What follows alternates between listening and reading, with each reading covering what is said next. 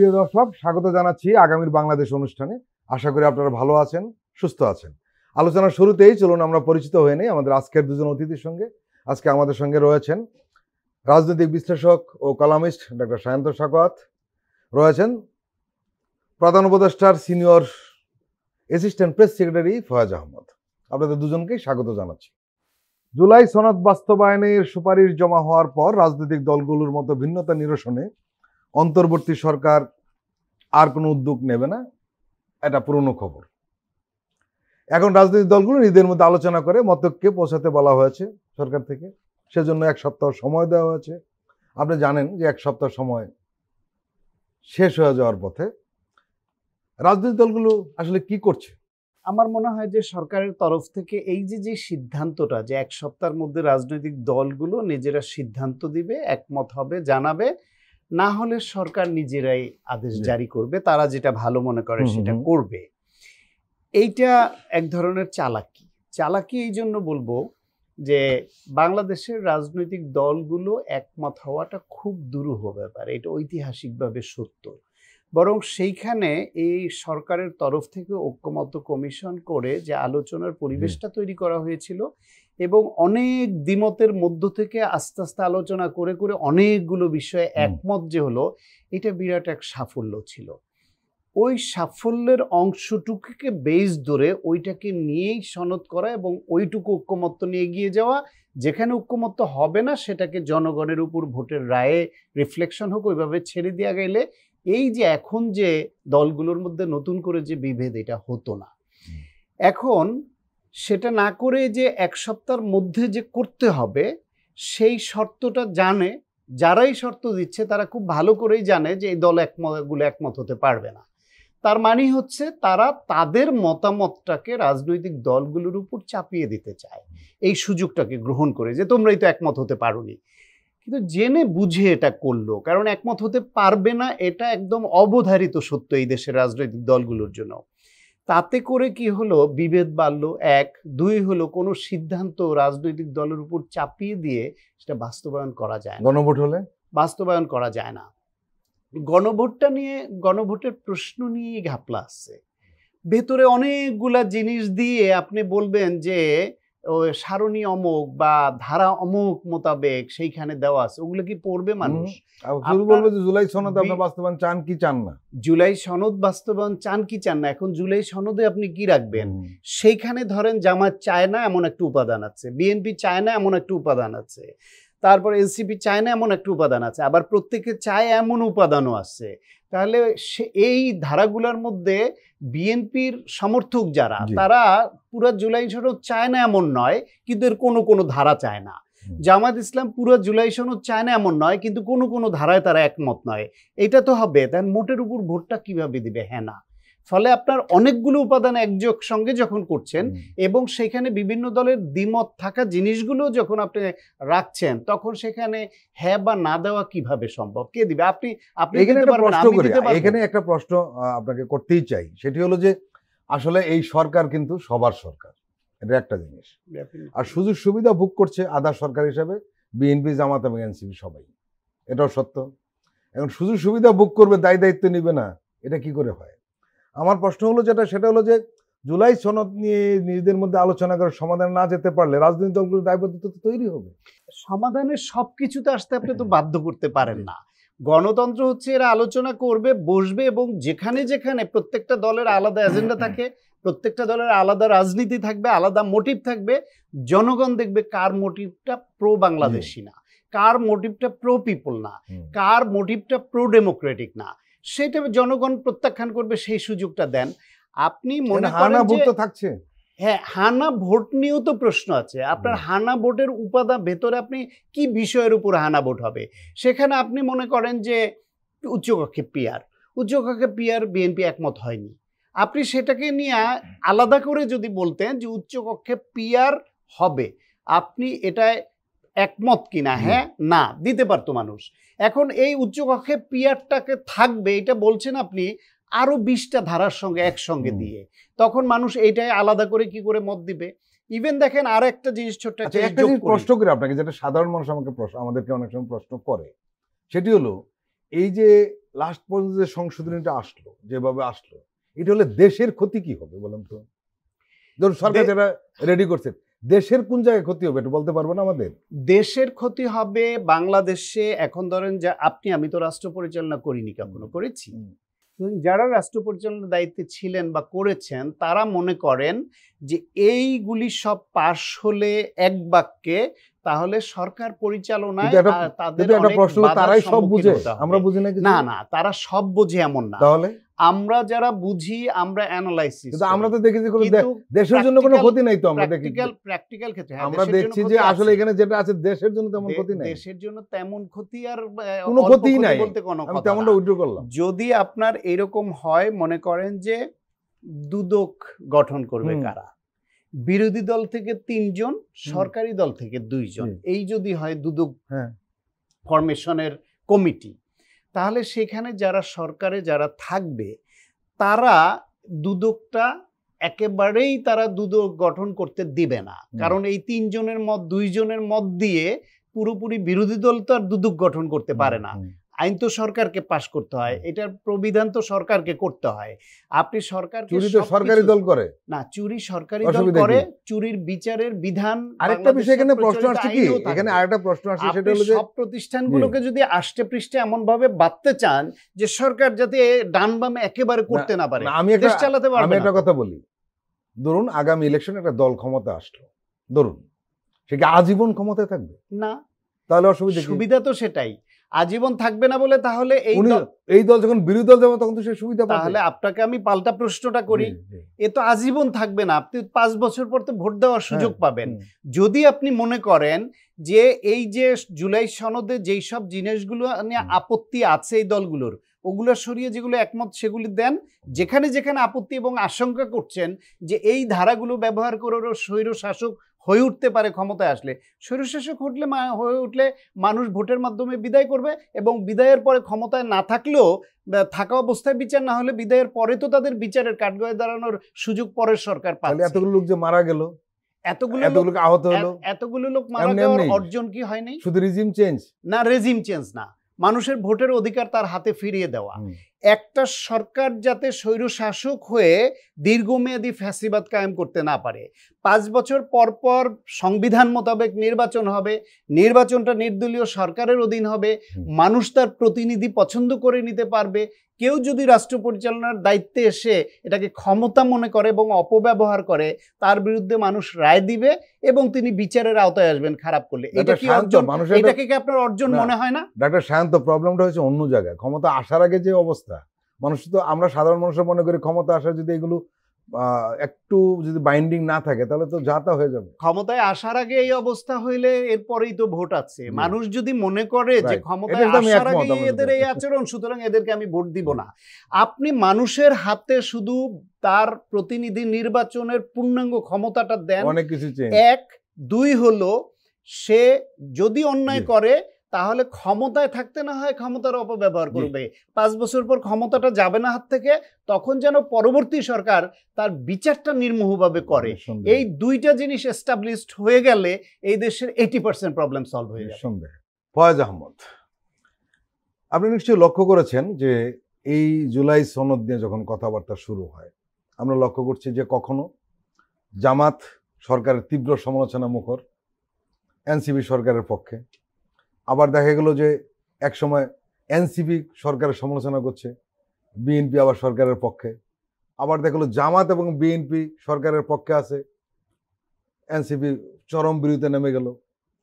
এই যে টানাপোড়েন চলছিল, লাস্টে এসে আমরা দেখলাম যে শেষ পর্যন্ত বিএনপি সরকারের পক্ষে চলে গেল, এবং এমনভাবে চলে গেল, প্রশংসা পঞ্চমুখ।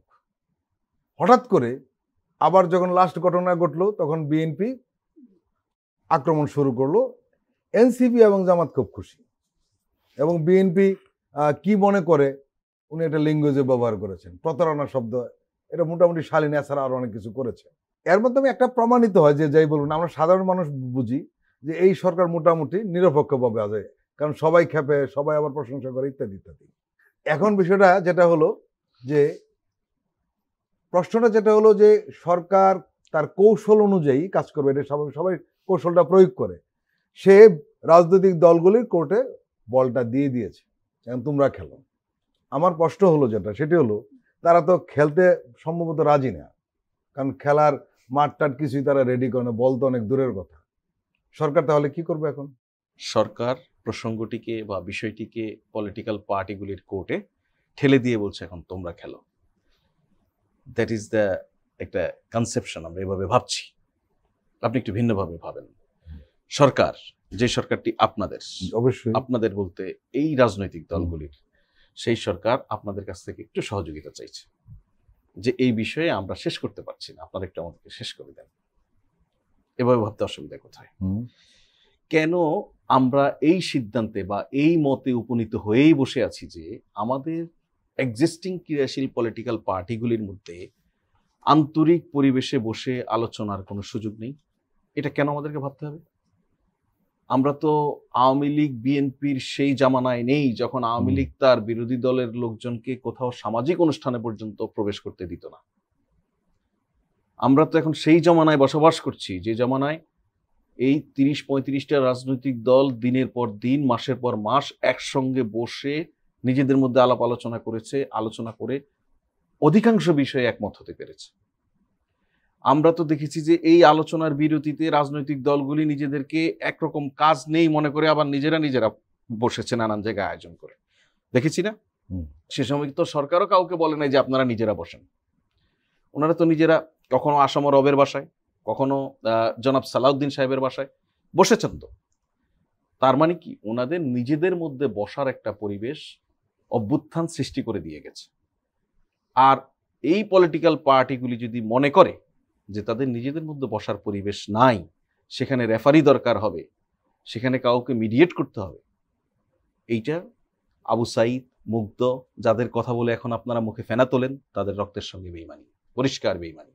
এটা করবেন না।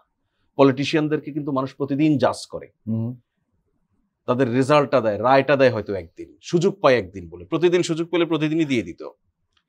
সুতরাং আপনাদের সামনে আপনাদের ক্ষমতায় যাওয়া না যাওয়া, রাষ্ট্র পরিচালনার সুযোগ পাওয়া না পাওয়ার অনেক কিছু নির্ভর করছে। সরকার আপনাদের কাছ থেকে, আপনাদের সরকার আপনাদের কাছ থেকে একটি সহযোগিতা চেয়েছে, বলেছে যদি 7 দিনের মধ্যে হয়, 1 সপ্তাহের মধ্যে হয়, সেটা আমাদের জন্য ভালো। আপনারা 1 সপ্তাহের মধ্যে নিজেরা বসার চেষ্টা করুন, নিজেরা জানান। এখন আসুন, ওই যে আপনি একটা কথা বলছিলেন না যে যখন সরকারের কোনো কর্মকাণ্ড বিএনপি বা জামাতের ফেভারে যায় বলে মনে হয়, সেই সময় এনসিপি হঠাৎ করে খেপে ওঠে। আবার সরকারের কোনো কর্মকাণ্ড যখন এনসিপির ফেভারে যায়, তখন কেউ এনসিপিকে কিংস পার্টি হিসেবে বলতে শুরু করেন, আবার জামাত বিএনপি খেপে ওঠে। এই পালাক্রমে এই ঘটনা ঘটে। তো এই সরকারের ক্ষেত্রে এগুলি ঘটবে, এটা খুব স্বাভাবিক। কারণ সরকার কখনোই এমন কিছু করতে পারবে না যেটা পার্টিকুলারলি কোনো দলের পক্ষে যায়। সরকারের অ্যাক্টগুলি কখনো কোনো না কোনো দলের পক্ষে বা বিপক্ষে চলে যায়, এটা বাস্তবতা। তো আমাদের দলগুলির কাছে আমরা বিশ্বাস করি, ওনারা প্রকাশ্যে যাই বলুন না কেন, ওনাদের দলীয় রাজনৈতিক স্বার্থের বাহিরেও ওনারা দেশপ্রেমের স্বার্থটাকে সামনে রাখেন। সার্বভৌমত্ব এবং গণতান্ত্রিক অগ্রযাত্রার বিষয়ে ওনারা সত্যিকার অর্থে চিন্তা ভাবনা করেন বলেই ওনারা একসঙ্গে এক কাতারে দাঁড়িয়ে ফেসিবাদের হাত থেকে দেশকে মুক্ত করার লড়াইয়ে সামিল হয়েছিলেন। সেই জায়গায় এখন ধরুন একজন বিএনপি পন্থী বুদ্ধিজীবীর কাছে যদি বর্তমান সরকারের অবস্থানটাকে প্রশ্নবিদ্ধ মনে হয়, তখন তিনি বলবেন যে গণভোটে এতগুলি ভোট ইস্যুতে মানুষ ভোট দিবে কেমনে। ওনাকে একই সঙ্গে মনে রাখতে হবে, এই দেশের রাষ্ট্র পরিচালনার ক্ষেত্রে এখন পর্যন্ত যাকে সর্বাধিক শ্রেষ্ঠ মডেল হিসেবে ধরা হয়, শহীদ প্রেসিডেন্ট জিয়াউর রহমান যখন গণভোট করেছিলেন, সেখানে 19টি দফা ছিল। সেই 19 দফার প্রত্যেকটিতে নাগরিকদেরকে যদি আপনি মনে করেন, ওই 19 দফাতে সব দফাতে একমত ছিল। এবং পৃথিবীর বিভিন্ন দেশে পুরো সংবিধান গণভোটের মধ্যে দিয়ে পরিবর্তন হয়। তার মানে কি, পুরো নাগরিকদের পুরো সংবিধানের প্রত্যেকটি ধারা সম্পর্কে গণভোটের পদ্ধতিটাই, এখানে এক বা একাধিক অপশন থাকে। সেই অপশনের কোনোটিতে হয়তো নাগরিকরা মনে করে যে এইটা আমি চাই না বোধ হয়, তারপরেও যেহেতু সামগ্রিকভাবে অধিকাংশ জিনিসের সঙ্গে আমি একমত, সেজন্য আমি হ্যাঁ ভোট দিচ্ছি। সামগ্রিকভাবে অধিকাংশ জিনিসের সঙ্গে আমি দ্বিমত, সেজন্য আমি না ভোট দিচ্ছি। এখানে আপনি পুরো জিনিসটার জন্য এখন প্রত্যেকটির জন্য আলাদা আলাদা একটি একটি করে ভোট দেওয়া সম্ভব নয়। এটা গণভোটের গ্লোবাল কোনো কনসেপ্টের সঙ্গে এটা যায় না। সুতরাং ওই বাস্তবতায় আমরা এখন গণভোটের ওই প্রশ্ন বা গণভোটের ওই পদ্ধতির সম্পর্কে প্রশ্ন যখন তুলি, আমাদেরকে একটু বিহাইন্ডে যাওয়া উচিত। সেই বিহাইন্ডটা হচ্ছে আমরা এখন যেই পর্যন্ত এসেছি, এই পর্যন্ত পলিটিক্যাল কমিটমেন্ট এবং পলিটিক্যাল কনসেনসাসের ভিত্তিতেই এসেছি। এখন যে সংকটটা তৈরি হয়েছে যে বিএনপির দিক থেকে কিছু বিষয়ে আপত্তি আছে, জামাতের দিক থেকে কিছু বিষয়ে আপত্তি আছে, এট দ্য সেম টাইম এনসিপির দিক থেকে কিছু বিষয়ে আপত্তি আছে। এখন এই প্রত্যেকের আপত্তির জায়গাগুলো যদি অ্যাড্রেস করে শূন্যের কাতারে আনতে হয়, এটা সরকারের জন্য ডিফিকাল্ট। এনসিপির আপত্তিকে শূন্যের কাতারে আনতে গেলে বিএনপির আপত্তি আরো 4টা বাড়বে কমার বদলে। আবার জামাতের আপত্তিকে শূন্যের কাতারে আনতে গেলে বিএনপির 8টা হয়ে যাবে। বিএনপির গুলি অ্যাড্রেস করতে গেলে এই দুই দলের দেখা যাবে বেড়ে হবে যে আরো 16টা।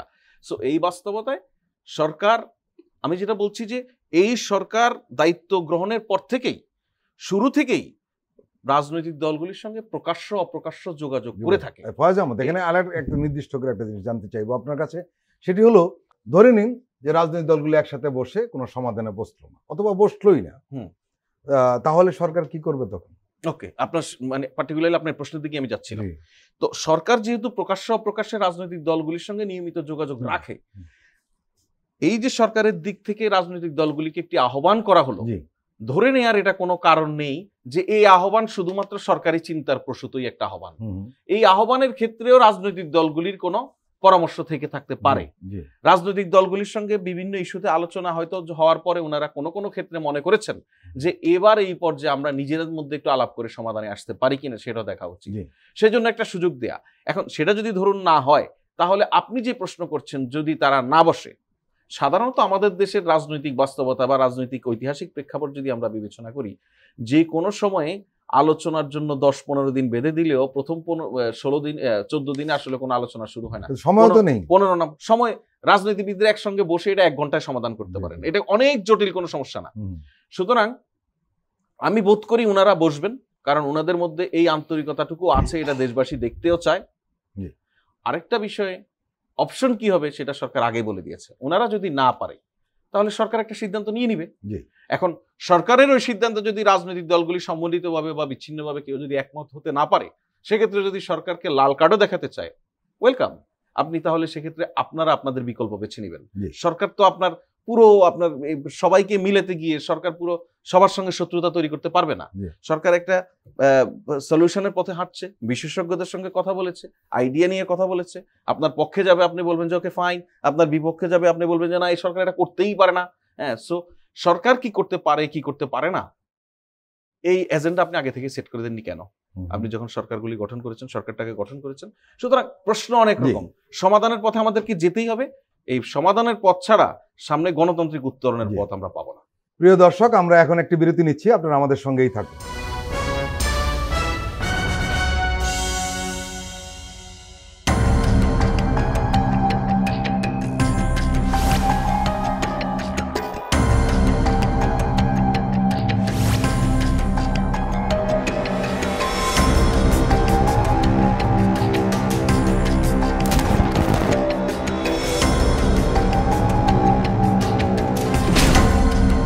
ফ্যাসিবাদের দিনলিপি, গবেষণা ও উপস্থাপনা সাইদ খান, প্রযোজনা আফরোজা সুলতানা ও মামুন মাহমুদ।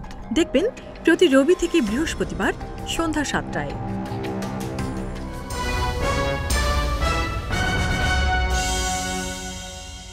আবারও স্বাগত আগামীর বাংলাদেশ অনুষ্ঠানে। আজকে আমাদের সঙ্গে আলোচনায় রয়েছেন ফয়েজ আহমদ, প্রধান উপদেষ্টা সিনিয়র অ্যাসিস্ট্যান্ট প্রেস সেক্রেটারি, রয়েছেন সায়ন্ত সাখাওয়াত, রাজনৈতিক বিশ্লেষক ও কলামিস্ট। সায়ন্ত সাখাওয়াত, অনেকেই বলছেন যে জুলাই সনদ নিয়ে সরকারের সিদ্ধান্ত রাজনৈতিক দলগুলি শেষ পর্যন্ত মেনে নেবে অথবা মেনে নিতে বাধ্য হবে। এর কারণ হিসেবে তাদের যুক্তি হলো, কোনো রাজনৈতিক দল এখন চাইবে না নির্বাচন বাধার মুখে পড়ুক।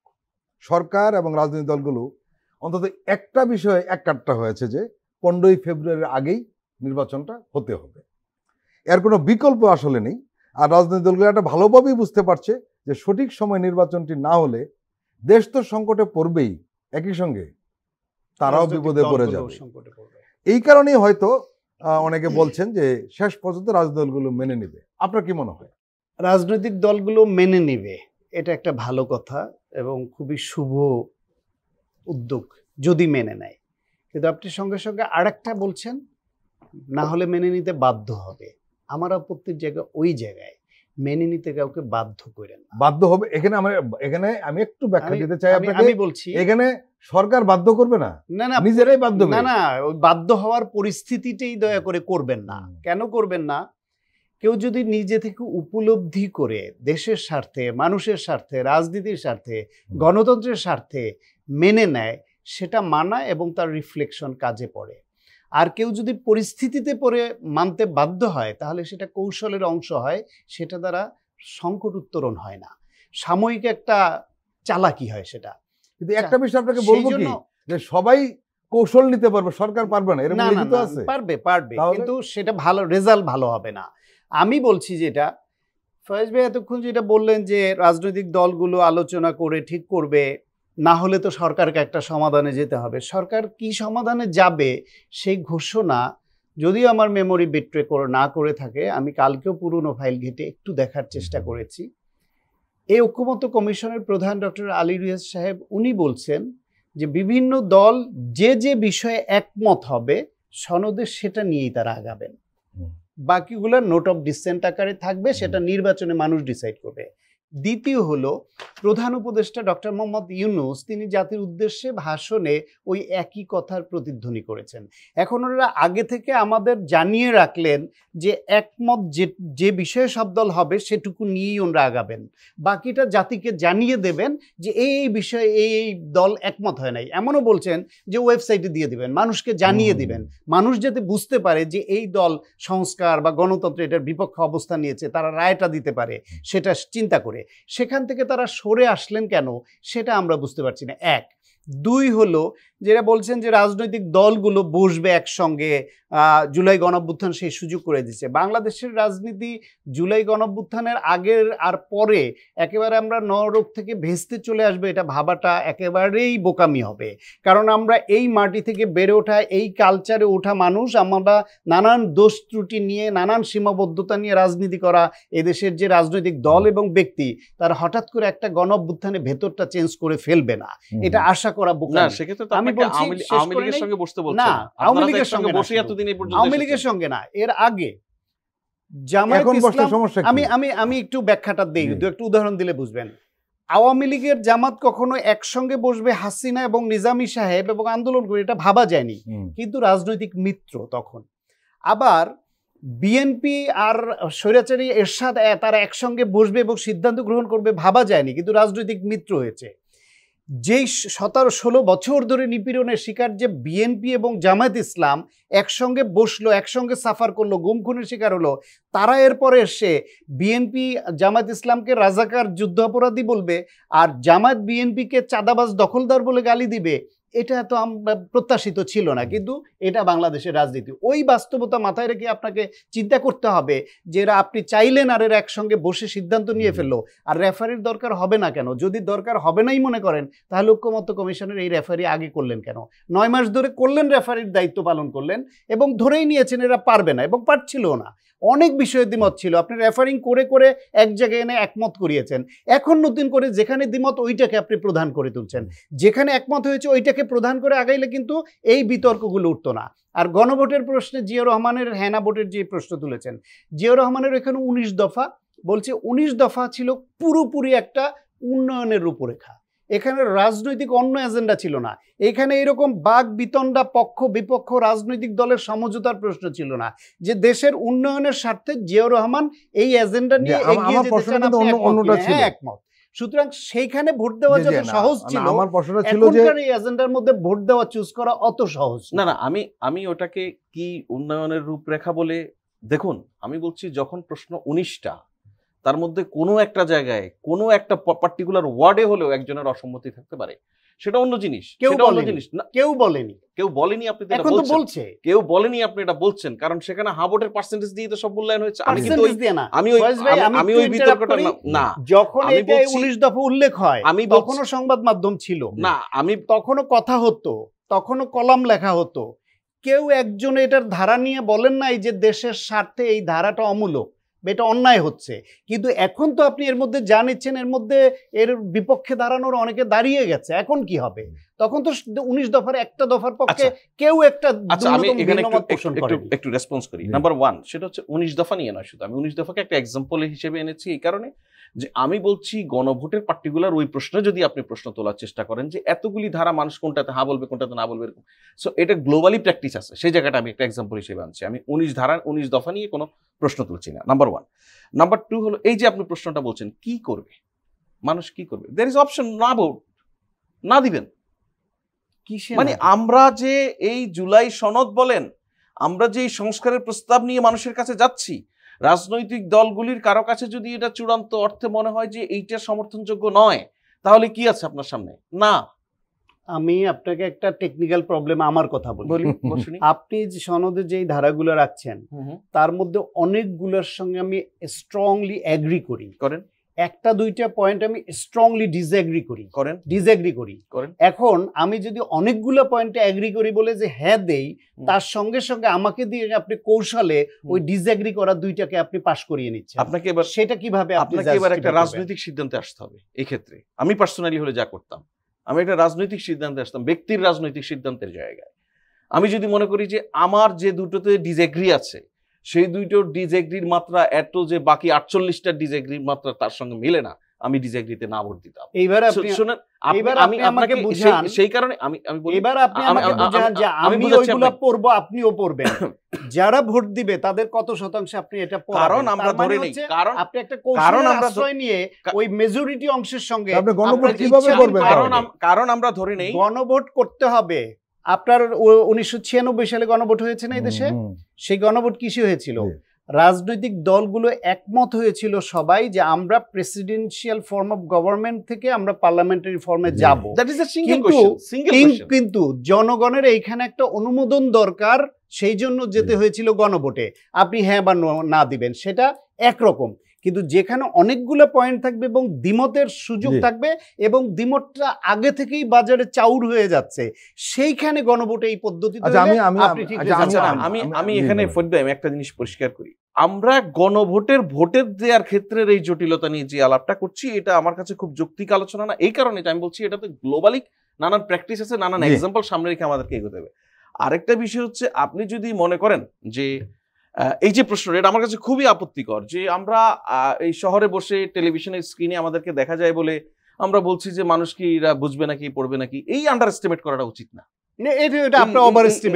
এই আন্ডার এস্টিমেট করা উচিত না।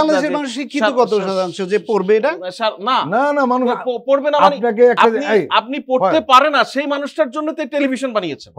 পড়তে পারে না সেই মানুষটার জন্য এখানে বসে বলছেন। আমি একটা জিনিস বলি, আপনি গ্রামে একটা চায়ের দোকানে গিয়ে বসেন, ওরা এত বেশি আলোচনা করবে যেটা আমি আপনার এত ইনডেপথ করি না। ওরা জানে এখন আগের মতো নাই। আগের মতো না থাকার অর্থ এই নয় যে আপনার এই গণভোটের এখানে যতগুলা বিষয় আছে এই বিষয়ের অনেকগুলা পণ্ডিতরাই তো বুঝে না। কিন্তু তারা কি পণ্ডিতরাই তো তিন রকম এরকম অনেক পণ্ডিত পেয়েছি যিনি বলেন যে উনি আসলে আমি তো বুঝি না, মানুষ বুঝবে কি করে। এটা হচ্ছে নিজেকে ওই লেভেলে উচ্চতায় তুলে নেওয়া যে আমি না বুঝে মানে দুনিয়ার কেউ আর বোঝার সক্ষমতা রাখে না, নাম্বার 1। নাম্বার 2 হচ্ছে এরকম অনেক পণ্ডিত পেয়েছি যিনি এই প্রক্রিয়ার সঙ্গে ওতপ্রোতভাবে জড়িত, খুব ভালো করে জানেন সবকিছু, কিন্তু প্রকাশ্যে এসে বলছেন আমি তো বুঝি না। এটা হচ্ছে খুবই পলিটিক্যাল স্ট্যান্ড। আচ্ছা, সুতরাং যে আমরা একটা অন্য জায়গায় যাই, সেটা যেটা বলছিলাম, যে প্রশ্নটা আমি আছিলাম আর কি, সেটা হলো যে আসলে যেভাবেই ব্যাখ্যা করি না কেন, এটা নিয়ে আমরা যতই তর্ক করি না কেন, কারণ নির্বাচনটা হতেই হবে এবং এটা রাজনৈতিক দলগুলো একটা, সরকারও একটা, সবাই মিলে এক জায়গায় এক বিন্দুতে পৌঁছেছে। কাজেই আপনার কি মনে হয় যে রাজনৈতিক দলটা একটা ইতিবাচক সিদ্ধান্ত নিতে পারে নাকি? রাজনৈতিক দলগুলো ইতিবাচক শব্দটা আমি বলছি, ইতিবাচকটাই তো একটা ভেক্টর। আপনার কাছে কি হলে ইতিবাচক? যদি আপনার মনের মতো হয় তাহলে ইতিবাচক, আপনার মনের মতো না হলে ইতিবাচক নয়। রাজনৈতিক দলগুলোর মধ্যে কিছু কিছু ইস্যুতে ভিন্ন মত আসছে, যেইখানে যে অবস্থান নিচ্ছে তার কাছে ওইটি ইতিবাচক মনে হয়। আপনি ইতিবাচকতা তো চাপিয়ে দেওয়ার বিষয়। আগে তো দেশ আগে নাকি? আপনি দেশ আগে, সবার কাছেই দেশ। দেশটা শুধু আপনি কেন মনে করেন যে এই দেশের বন্ধু আপনি একা? আমি বন্ধু না, উনি বন্ধু না, প্রত্যেকেই দেশের জন্যই করে, কিন্তু প্রত্যেকেরই ভাবনার আলাদা।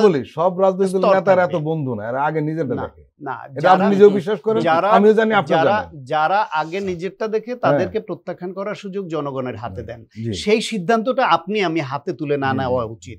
আপনি আমি এখানে টকশোতে বসে বা আমরা ওই টেবিল ওয়ার্ক করে সিদ্ধান্ত দিয়ে দিব, সেটা না দিয়ে কেউ যদি দেশের কথা না ভাবে, জনগণের কথা না ভাবে, তাকে প্রত্যাখ্যানের সুযোগটা জনগণের হাতে দেন। বারবার বলছি, পিপলস পাওয়ার, পিপলস উইল, তাদের হাতে আপনি নেতৃত্ব নির্বাচনের ক্ষমতা দেন, আর শুধু রাষ্ট্রের সুশাসন আনেন যে অন্যায় করলে বিচার হবে। এই দুইটার নাম নাই। আপনি যেগুলো করার দরকার ছিল সেখানে কোনো পদচারণা নাই।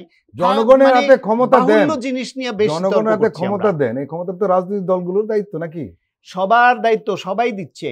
এই অবস্থা এমন দাঁড়িয়েছে, নন পলিটিক্যাল ইতিমধ্যে কিছু সংগঠনের কার্যক্রম দেখে আমার মনে হয়েছে কি জানেন, যখন আমি সরকারে থাকি তখন গণতন্ত্র দরকার নেই, পাওয়ারে যখন থাকি, আর যখন বাইরে থাকি তখন গণতন্ত্র দরকার। আমরা তিনজন এইখানে বসে যে কথাগুলো বলছি, আমরা কেউ যদি একজন কোনো একটা পদ বা একটা চেয়ার হোল্ড করি, হোল্ড করার পরে এই একই বিষয়ে যখন আমি অন্যকে যেটা নিয়ে দোষারোপ করলাম, নিন্দা করলাম, দাবি করলাম, ওইটা যদি আমি না করি, তখন সেই প্রশ্নটা আমাকে আপনি করবেন না। এখন সেই জন্য আপনি কি বলবেন যে সরকার ওকে বাধ্য করা নাই কেন? সুতরাং রাজনৈতিক দল চাচ্ছে না, জনগণ চাচ্ছে না, সেটা তাদের উপর ছেড়ে দেন। প্রিয় দর্শক, আমরা এখন একটি বিরতি নিচ্ছি, আপনারা আমাদের সঙ্গেই থাকুন।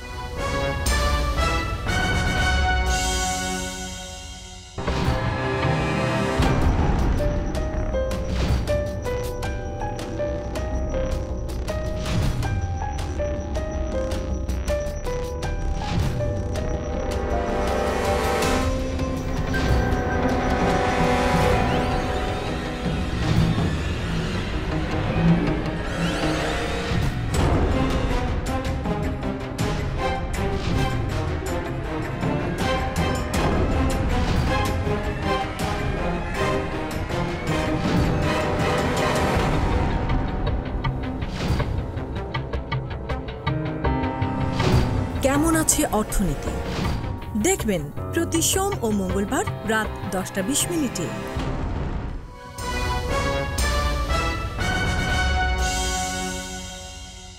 আবারও স্বাগত আগামীর বাংলাদেশ অনুষ্ঠানে। আজকে আমাদের সঙ্গে অতিথি হিসাবে রয়েছেন রাজনৈতিক বিশ্লেষক ও কলামিস্ট ডক্টর সায়ন্ত স্বাগত, রয়েছেন প্রধান উপদেষ্টা senior assistant press secretary Faiz Ahmad.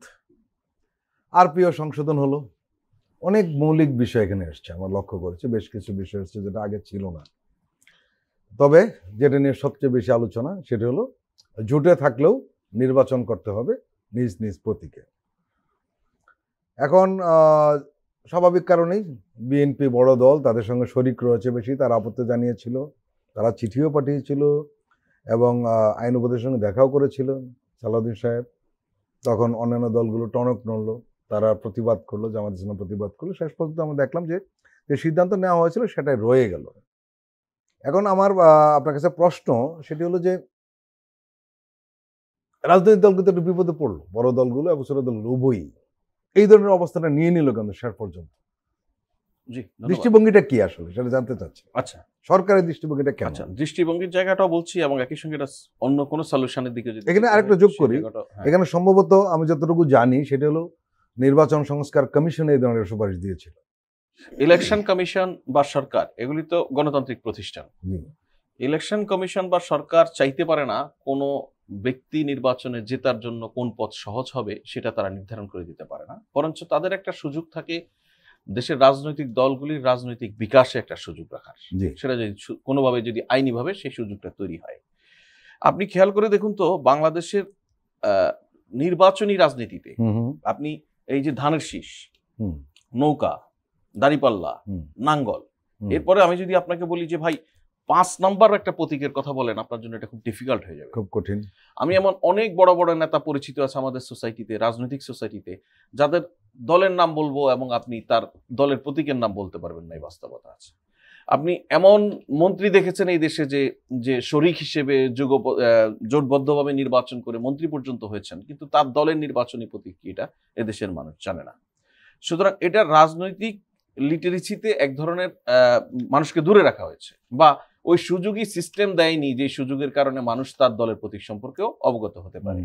সুতরাং সেই যে বিবেচনায় আমি মনে করি যে যেই রাজনৈতিক দলগুলি পরিসরে খানিকটা ছোট, তারা বড় রাজনৈতিক দলের সঙ্গে, বড় রাজনৈতিক দলের যে তার সুবিধার্থে, অনেক সময় বড় রাজনৈতিক দলগুলির সম্পর্কে বলার সময় মানুষ ছোটগুলিকে এমনভাবে বলে যে ছোটগুলি বলে ওখানে গিয়ে আশ্রয় নেয়, বিষয়টা তা নয়, বড়গুলি তার প্রয়োজনে ছোটগুলিকে টেনে নেয়। সো এই বড় রাজনৈতিক দলের যে তার সুবিধার্থে যে এই ছোট পরিসরের রাজনৈতিক দলগুলিকে নিয়ে জোটবদ্ধ হয়, হওয়ার পরে এই বড় গাছের তলায় গিয়ে ছোট গাছগুলি আসলে হারিয়ে যায়। সো রাজনৈতিক বিকাশের তো একটা সোসাইটিতে প্রয়োজন আছে, সেই জায়গায় অপর রাজনৈতিক দলগুলি তাদের নির্বাচনী প্রতীককে পরিচিত করানোর ক্ষেত্রে গণতান্ত্রিক প্রতিষ্ঠান হিসেবে নির্বাচন কমিশনের কাছে এটা একটা সুযোগ যে জোটবদ্ধভাবে হলেও যে যেন সে তার প্রতীকে নির্বাচন করতে পারে সেই বিধানটা রাখা। সেক্ষেত্রে রাজনৈতিক দলগুলির যিনি প্রার্থী হবেন তার চ্যালেঞ্জ হচ্ছে তিনি যে একই সঙ্গে ধানের শীষ এবং তার কোদাল মার্কার ক্যান্ডিডেট এটা প্রমাণ করতে পারানো, অথবা দাড়িপাল্লা এবং একই সঙ্গে আপনার খেজুর গাছের বা বট গাছের ক্যান্ডিডেট এটা প্রমাণ করতে পারানো, এইটা চ্যালেঞ্জ। এখন পলিটিক্যাল পার্টিগুলি যদি এই চ্যালেঞ্জটা নিতে না চায় আপাতত, সেক্ষেত্রে ইলেকশন কমিশনের সঙ্গে তারা আলাপ করে দেখতে পারেন। হ্যাঁ, এর মধ্যে অধ্যাদেশ জারি হয়েছে, সংশোধন হয়েছে, যেই জিনিস সংশোধন হয়েছে সেই জিনিস সংশোধন আর হতে পারবে না এরকম কোনো বাস্তবতা তো নেই। নির্বাচনের তফসিল এখনো ঘোষণা হয়নি। সুতরাং সরকারের কাছে যে গ্যাজেট ঘোষণা করা হয়ে গেছে, নির্বাচনের তফসিল তো ঘোষণা হয়নি, গ্যাজেট যে জিনিস ঘোষণা করা হয়েছে সংশোধনের ভিত্তিতে হবে, আবার হতে পারে, সেটা কোনো সমস্যা না। ঘটনা হচ্ছে উপদেষ্টা পরিষদের চূড়ান্ত সিদ্ধান্তের পরে দেখুন, আইনের শাসনের কথা আমরা মুখে মুখে বলি, কখনো কখনো নিজেদের স্বার্থের বিরুদ্ধে গেলে আমরা আইনের শাসন থেকে দূরে থাকার চেষ্টা করি। উপদেষ্টা পরিষদের চূড়ান্ত অনুমোদন দেওয়ার পরে একটা জিনিস অধ্যাদেশ আকার না করে এতদিন ফেলে রাখার কোনো মানে হয় না। যদি এটা নিয়ে পলিটিক্যাল পার্টিগুলির মধ্যে আরো অন্য কোনো দাবি দেওয়া থাকে, সেক্ষেত্রে ইলেকশন কমিশন হয়ে, যেহেতু এটা ইলেকশন কমিশনের রিকমেন্ডেশনের ভিত্তিতেই সরকার এই সিদ্ধান্তটা নিয়েছে, তারা ইলেকশন কমিশন যদি নতুন কোনো প্রস্তাব করে, ইলেকশন কমিশন তো অনেক নতুন প্রস্তাব করার ফলেই তো এটা সংশোধন হয়েছে, আবার সুযোগ আছে। এবার আমি আপনাকে অন্য একটা পলিটিক্যাল নতুন করে কলি ঢুকালো না, চাইলেই ঢুকাইতে পারে, ইলেকশন কমিশন চাইলেই সে করতে পারে। সো আমি আপনাকে অন্য একটা বিষয় বলি, দেখুন আমাদের রাজনীতিতে আমরা যতটাই সুবাতাস থাকুক, পারস্পরিক শ্রদ্ধাবোধ এবং সম্মান থাকুক, এই জিনিসটা চেষ্টা করি নাগরিক হিসেবে, আমরা পলিটিক্যাল পার্টিগুলির দ্বারা কিন্তু বারবার ছোট অথবা বড় পরিসরে হতাশ হই। এর একটা লেটেস্ট এক্সাম্পল যদি আমি বলি, ধরুন এই আমি এটা খুব পলিটিক্যাল আলোচনা করছি, মানে আমার ঠিক পদের জায়গা থেকে নয়, আমার পলিটিক্যাল আন্ডারস্ট্যান্ডিং এর জায়গা থেকে করছি। ধরুন রাজনৈতিকভাবে চিন্তা করেন যে জোটবদ্ধভাবে নির্বাচন করলে একই প্রতীকে নির্বাচন করতে পারবে না, এরকম বিধানের বিষয়ে সবার আগে আপত্তি তুলেছে কে বলেন তো? বিএনপি। আমি যদি রাজনৈতিকভাবে চিন্তা করি, এই আপত্তিটা সবার আগে বিএনপির তোলা উচিত হয়নি। এতে তো অসুবিধাটা বিএনপির না, অসুবিধা হচ্ছে বিএনপির সঙ্গে যারা ইলেকশন আসবে তাদের। এই দলগুলির সম্মিলিতভাবে আওয়াজটা আগে তোলা উচিত ছিল। বিএনপি তাদের অভিভাবকের ভূমিকায় যাওয়া প্রয়োজন ছিল। এখন অসুবিধা কি হয়েছে জানেন? বিএনপি অভিযোগ তোলা মাত্রই জামাতের এগেইনস্টে একটা পজিশন নিয়ে নিল। বিষয়টা তো এরকম নয় যে জামাতের প্রস্তাবের ভিত্তিতে বা জামাতের দাবির প্রেক্ষিতে এই বিধানটা যুক্ত করা হয়েছে, তাহলে জামাতের এটা নিয়ে কেন আপত্তির জায়গা? আমি তো এটাও জানি, আপনি আরো একটু ভালো বলতে পারবেন। সেটা হলো এটা নিয়ে যখন আলোচনা হচ্ছিল এক সময়, তখন তো বিএনপিকে সাপোর্ট করেছিল। আমি একদম শুরুতে আমি শুনেন, এটা নিয়ে যে রাজনৈতিক দলগুলি অসুবিধার মধ্যে পড়বে তাদের অনেকেও সাপোর্ট করেছে, আমি দেখেছি। ইভেন এইটা হওয়ার পরেও সাপোর্ট করেছে, কিন্তু পরবর্তীতে নানানভাবে বিশ্লেষণ করেছে। বিশ্লেষণের ওই জায়গায়ও যদি আমি যাই, ধরুন ওই যে আমি আপনাকে শুরুর দিকে আলোচনা বলছিলাম যে 4টা নির্বাচনী প্রতীক, এর মধ্যে নৌকা অনুপস্থিত, বাকি 3টা। আর ইন দ্য মিন টাইম শাপলা একটা চতুর্থ প্রতীক হিসেবে আমাদের কাছে সোসাইটিতে একটা জায়গা করে নিতে সক্ষম হয়েছে। এই বিবেচনায় যে নানান আলোচনা অলরেডি শাপলা মানি এনসিপি এই ধরনের একটা। আপনার নাগরিকের কাছে 4টা প্রতীক খুব পরিচিত থাকলো, ধরেন ধানের শীষ, দাড়িপাল্লা, শাপলা, যদি নাঙ্গল থাকে, তো এই বিবেচনায়। তো ধরুন এই যে বিএনপি বেশ কিছু আসনে এখনো তার প্রার্থী ঘোষণা করেনি, তার মধ্যে একটা বড় অংশে ধারণা করা হচ্ছে তার যুগপথের শরিকদেরকে সেই জায়গায় সমঝোতার ভিত্তিতে আসন দিবে। ধরুন আমাদের জুনায়েদ সাকি ভাই গণসংহতি আন্দোলনের, ওনার নির্বাচনী প্রতীক হচ্ছে মাথাল। তো এটা তো সাকিবের দলের জন্য এবং উনি প্রার্থী হিসেবে যেখানে প্রতিদ্বন্দ্বিতা করবেন ওনার জন্য খুব চ্যালেঞ্জিং যে এত অল্প সময়ের মধ্যে আমার মাথালটাকে পরিচিত করা, আবার একই সঙ্গে এটা ওনার ইমোশনও, ওনার দলের প্রত্যেকটা মানুষ জানুক এটা উনি চায়। কিন্তু আপনার তখন চ্যালেঞ্জ হয়ে যাবে সামনের ইলেকশনকে সামনে রেখে আমার আগে প্রতীক চেনাবো নাকি আমি নিজে জিতবো সেটা। সো উনি নিজে যে ছোট দলগুলো আমি যতটুকু জানি, আপনিও ভালো করে জানেন কারণ আপনি মিডিয়ায় কাজ করেছেন এবং পলিটিক্যাল বিটেই কাজ করেছেন। আসলে অনেকগুলি দল রয়েছে, দলের সে নেতা বড়, নেতারা তার প্রতীককে পরিচিত করতে চায় না। আমি আপনার সঙ্গে দ্বিমত, দলের সঙ্গে নেতা বড়, এইটা হচ্ছে বড় বড় রাজনৈতিক দলের এক ধরনের জায়গা তৈরি করা। শুনেন, আমাদের এখানে ধরুন আমরা এই যে গণভোট নিয়ে আর সাধারণ নির্বাচন নিয়ে কথা বলি, বলার সময় বলি না যে গণভোটের বিষয়ে মানুষ বুঝবে না, কিন্তু মানুষ সাধারণ ভোটের বিষয়টা তো বোঝে। ভাই খেয়াল করুন, মানুষ যে ধানের শীষে ভোট দিবে, দাড়িপাল্লায় ভোট দিবে, কেন দিবে? এই জন্যই তো আপনি নির্বাচন একটা ইশতেহার নিয়ে সামনে যান। আপনার ইশতেহারটা কি দেশের মানুষ পড়ে দেখে? আপনি বলছেন যে আপনি যে 48টা ধারা নিয়ে যাবেন গণভোটের জন্য, এগুলি তো মানুষ বুঝবে না। আরে ভাই, আপনার এত বড় ইশতেহার বুঝে কেমনে? তাহলে তখন আমরা এই জায়গায় আলাপ করতে গেলে যেটা করি যে আপনি মাওলানা ভাসানীর একটা কথা আছে, মাওলানা ভাসানী তার রাজনৈতিক জীবনে বহুবার দল পরিবর্তন করেছেন। উনি বলেছেন যে আমি আদর্শের জন্য বহুবার দল পাল্টেছি, কিন্তু দলের জন্য কখনো আদর্শ বদলাইনি।